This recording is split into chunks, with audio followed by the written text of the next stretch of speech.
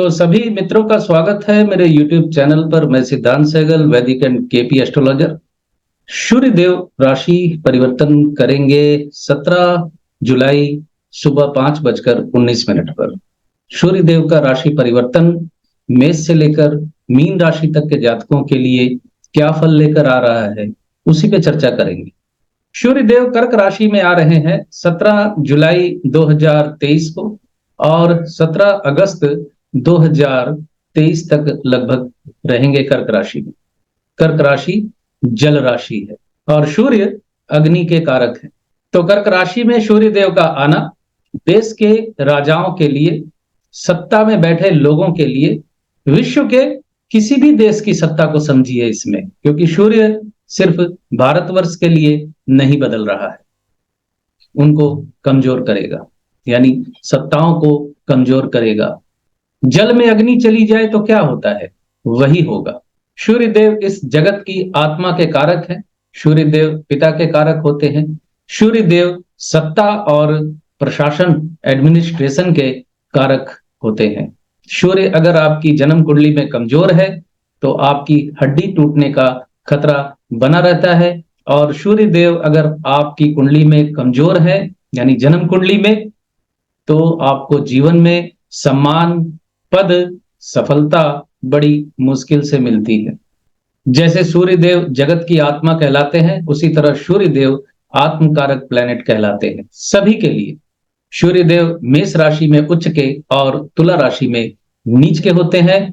कर्क राशि में सूर्य देव जैसे ही आए हैं, आपको यह भी याद रखना है कि सूर्य देव इस वक्त अपनी नीच राशि की तरफ बढ़ रहे हैं, यानी सूर्य देव इस वक्त नीचगामी है। कमजोर और अशुभ सूर्य आंखों में समस्या भी देता है।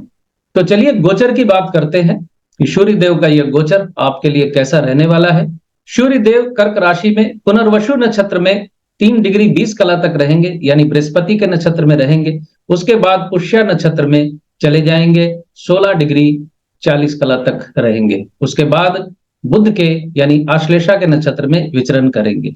आप सभी जानते हैं कि एक राशि में 2.25 नक्षत्र होते हैं। तो गोचर की शुरुआत में जो नक्षत्र है सूर्य के लिए मित्र नक्षत्र है। उसके बाद पुष्य नक्षत्र शनि देव का जो मित्र नक्षत्र नहीं है। उसके बाद बुध का नक्षत्र मित्र कहा जा सकता है, क्योंकि सूर्य पिता होते हैं और बुध को राजपुत्र कहा जाता है। तो सबसे पहले हम बात करेंगे हमेशा की तरह मेष राशि के जातकों के बारे में। तो मेष राशि के जातकों के लिए सूर्य देव होंगे चौथे भाव में। चौथे भाव में सूर्य देव का विचरण मान हानि का योग बनाता है। अगर आपकी जन्म कुंडली में सूर्य देव चौथे भाव में है तो सूर्य देव कमजोर कहलाते हैं, क्योंकि इसका मतलब है आपका जन्म रात का है और सूर्य दिवा बलि ग्रह होते हैं। गोचर की शुरुआत में उच्च शिक्षा में आपको सफलता के योग बनेंगे। लंबी दूरी की यात्रा पे आप जा सकते हैं। प्रेम संबंधों में आपका ब्रेकअप होने का योग बनता है, और नौकरी करते हैं तो आपकी नौकरी छूटने का खतरा बढ़ रहा है। गोचर के मध्य में इच्छा पूर्ति होगी, सम्मान मिलेगा, पद प्राप्ति होगी। रियल एस्टेट के कामों से जो लोग जुड़े हुए हैं, एग्रीकल्चर के कामों से जो लोग जुड़े हुए हैं, उनके लिए लाभकारी समय रहने वाला है। और गोचर के अंत में इसे समझे कि बुध के नक्षत्र में प्रेम संबंधों में सफलता मिलेगी। जो ब्रेकअप हो गया था, हो सकता है वो रीयूनियन में बदल जाए, लेकिन शत्रुता का सामना आपको करना पड़ेगा प्रेम संबंधों में। नए योगा योग होंगे, नया प्रेम संबंध भी जीवन में आ सकता है। योगा योग के माध्यम सशक्त होंगे और योगा योग के माध्यम से आपको लाभ की प्राप्ति होगी। वृष राशि के मित्रों के लिए सूर्य देव होंगे तीसरे भाव में। तीसरे भाव में सूर्य देव का विचरण साहस में वृद्धि और आर्थिक लाभ का योग बनाते हैं। गोचर की शुरुआत में खर्च की अधिकता, वास स्थान में परिवर्तन, बाधा, डिप्रेशन और अकेलेपन का शिकार बना सकता है आपको। गोचर के मध्य में पद प्राप्ति, लंबी दूरी की यात्रा, उच्च शिक्षा में सफलता, सरकारी कामों से लाभ और कर्म स्थान पे नए योगा योग। गोचर के अंत में नया मकान, नया घर लेने का योग भी बन रहा है। शेयर मार्केट से लाभ के योग बन रहे हैं। प्रेम संबंधों में सफलता मिलेगी, सेविंग्स में वृद्धि होगी और आर्थिक गतिविधियों में आपको लाभ मिलेगा। मिथुन राशि के मित्रों के लिए सूर्य देव होंगे दूसरे भाव में। दूसरे भाव में सूर्य देव का विचरण अच्छा नहीं रहेगा आपके लिए। मन में किसी प्रकार का भय आपके लगा रहेगा, किसी बात को लेकर आप चिंतित रहेंगे, लेकिन धन प्राप्ति के मामले में आप भाग्यशाली रहेंगे। गोचर की शुरुआत में संतान संबंधी खुशखबरी मिल सकती है, स्वास्थ्य लाभ होगा, व्यवसाय से आपको लाभ के योग बन रहे। अविवाहित मित्रों का विवाह संबंध भी जुड़ सकता है। मित्रों की सहायता मिलेगी, गुरुओं की सहायता मिलेगी, यानी आपके जो गुरु हैं, आपके जो सीनियर हैं, जो आपके गाइड हैं, उनकी मदद आपको मिलेगी। गोचर के मध्य में धन की हानि, लेकिन भाग्य की सहायता मिलेगी। कामों में बाधा, यात्रा में आपको विशेष सावधानी बरतनी होगी। इस वक्त वाहन सावधानी से चलाएं। छोटे भाई बहनों के साथ मनमुटाव और रिश्ते नातेदारों के साथ टकराव हो सकता है। गोचर के आखिर में छोटी यात्रा, वासस्थान में परिवर्तन, नए योगा योग, मार्केटिंग के काम में लाभ, छोटे भाई बहनों से मदद मिलेगी आपको। विशेष करके आपकी छोटी बहन आपकी मदद कर सकती है। कर्क राशि के मित्रों के लिए सूर्य देव होंगे प्रथम भाव में। प्रथम भाव में सूर्य देव का विचरण बेहतर फल नहीं करता, विशेष करके आपके दाम्पत्य जीवन के लिए। धन संबंधी चिंता इस गोचर के दौरान आपके दिमाग में घूमती रहेगी। गोचर की शुरुआत में लंबी दूरी की यात्रा हो सकती है। भाग्य की सहायता मिलेगी, यानी भाग्य की सहायता से आप बड़े नुकसान से बचेंगे बाल बाल। प्रेम संबंधों में बदनामी, कर्म स्थान पे छुट्टी का योग बन रहा है, यानी कर्म स्थान पे आपकी छुट्टी हो सकती है। गोचर के मध्य में अकेलापन, डिप्रेशन, दाम्पत्य जीवन में कलह, ससुराल पक्ष के द्वारा परेशानी आपको झेलनी पड़ सकती है। कामों में डिले होगा और गोचर के आखिर में धन प्राप्ति होगी। नए नए माध्यमों से आपको लाभ के योग बन रहे हैं। सेविंग्स में वृद्धि होगी। विदेशों से धन आय होने के योग बन रहे हैं। अगर आप किसी तरह ऐसे काम से युक्त हैं जिसका लेन देन आपका विदेशों से है, यानी इंपोर्ट एक्सपोर्ट के काम से भी आपको लाभ मिलने के योग बनते हैं। और आजकल तो ऑनलाइन का काम है, लिखा पढ़ी के काम, हिसाब किताब के काम में भी आपको लाभ के योग बन रहे हैं, भले ही आप वो घर बैठ के कर रहे हैं। कम्युनिकेशन स्किल आपकी बढ़ी।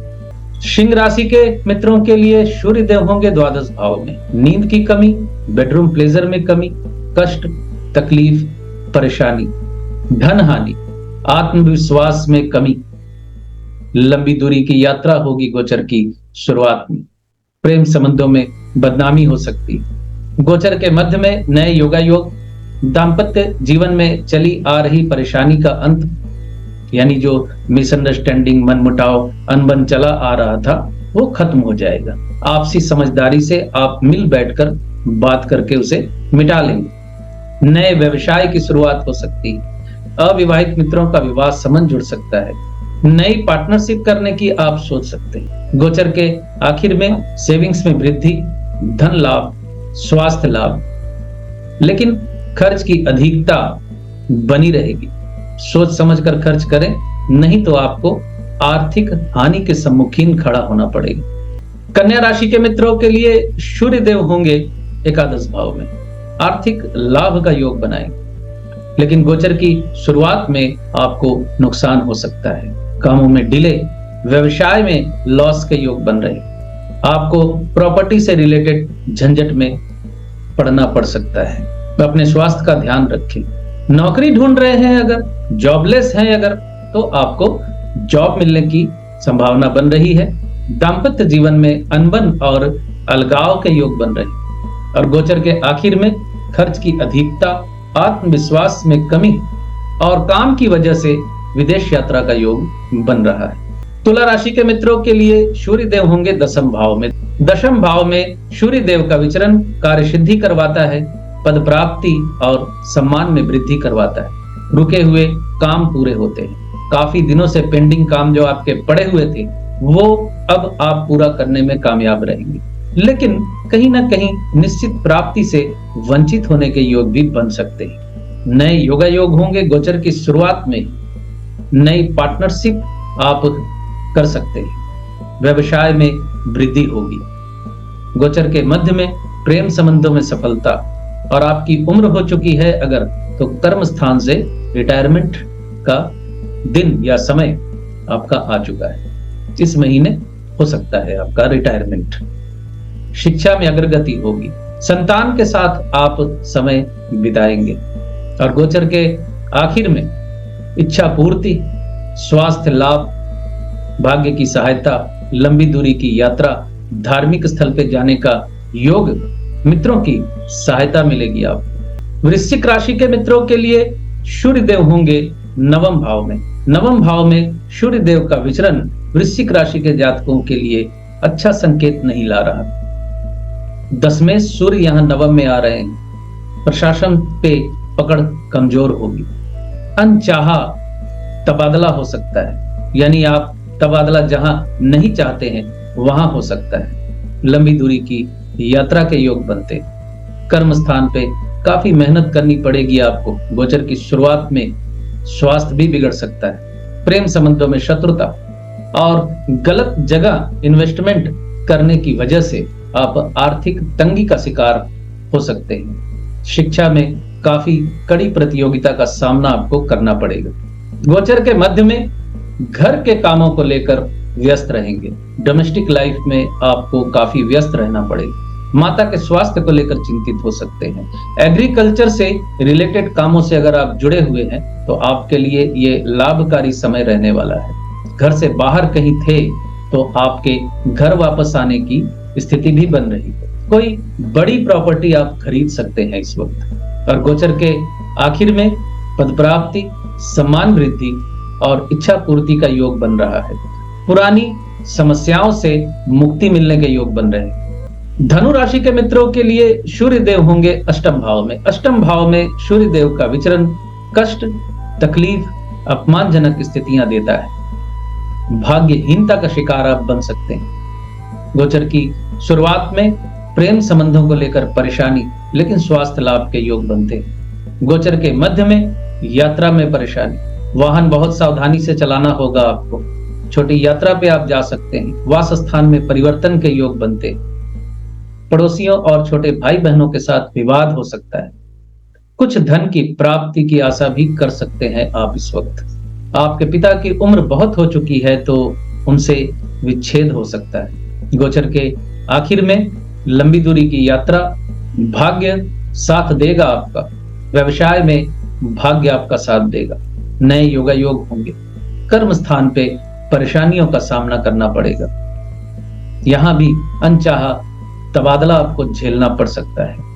मकर राशि के मित्रों के लिए सूर्य देव होंगे सप्तम भाव में। सप्तम भाव में सूर्य देव का विचरण दाम्पत्य जीवन में आपको परेशानी दे सकता है। पुरानी समस्याएं उभर कर सामने आ सकती।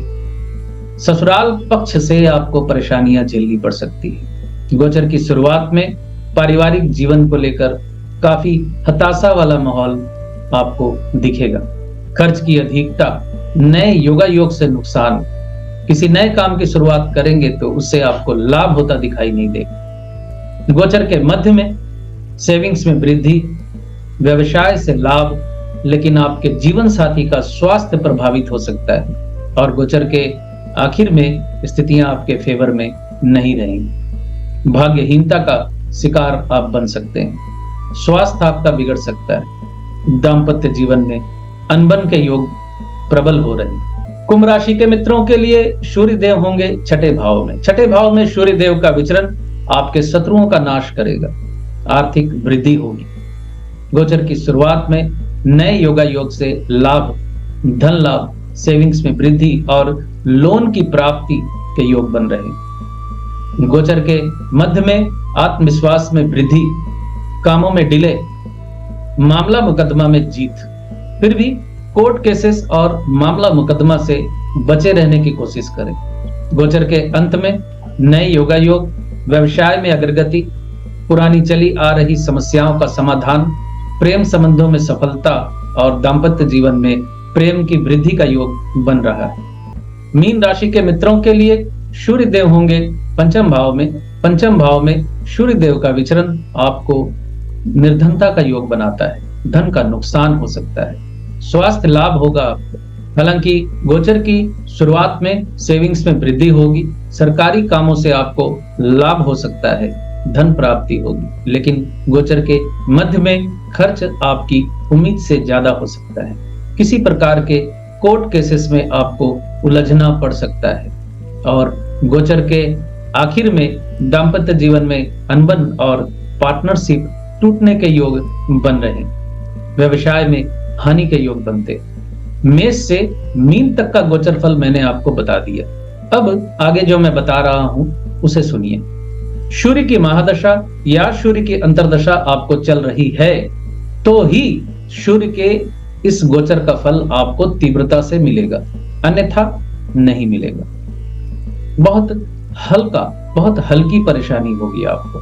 तो ये था सूर्य का गोचर फल मेष से लेकर मीन राशि तक के जातकों के लिए। एक छोटी सी सूचना और मैं आप लोगों को देना चाहता हूं। सितंबर 3 यानी 3 सितंबर 2023 को एक वर्कशॉप मैं दिल्ली में करने जा रहा हूं। जगह अनाउंस मैं कर दूंगा जल्दी ही।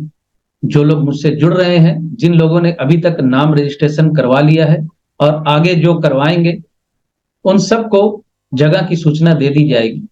और ये वर्कशॉप फ्री है, कोई भी पैसा आपको नहीं देना इस वर्कशॉप के लिए, बस आपने सिर्फ आना है उस वर्कशॉप में। और ये वर्कशॉप केपी आधारित होगी, यानी कृष्णमूर्ति पद्धति से संबंधी वर्कशॉप है ये।